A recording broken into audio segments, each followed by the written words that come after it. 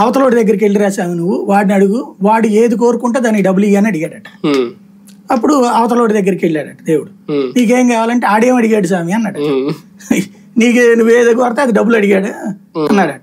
అప్పుడు సాధారణంగా దేవుడు ఇతనికి ఏం కావాలి, అరే నాకు 100 వస్తే అడిగి 200 వస్తాయి కదా, బాగుపడాలన్న కోరిక కంటే కూడా నాకంటే డబ్బులు బాగుపడతాడు కదా, అందుకని నాకు ఒక కన్ను తీసేసాము అన్నాడు.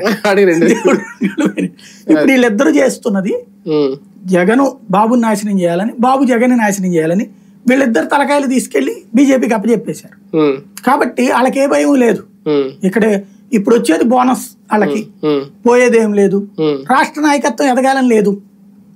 రాష్ట్ర నాయకత్వం ఎదిగేటటువంటి పరిస్థితుల్లో తెచ్చుకుని ఉంటే అసలు ఈ గొడవ ఉండేది కాదు. తెచ్చుకోవాలన్న ఆలోచన లేనటువంటి వాళ్ళ నాయకులుగా పెట్టించారు కదా వాళ్ళే. ఇప్పుడు బేసిక్ గా ఏంటంటే తెలుగుదేశానికి ఒక బలమైనటువంటి ల్యాబీ ఉంటుంది. ఈ ల్యాబీ ఎంత స్ట్రాంగ్ అంటే అమిత్ షా గదిలోకి వెళ్ళగలదు, మోడీ దగ్గరికి తమ ఆలోచన వెళ్ళేటట్టు చేయగలదు. అది డైరెక్ట్ గా చేయరు, డబ్బులు తీసుకున్న ఇట్లా కాదు.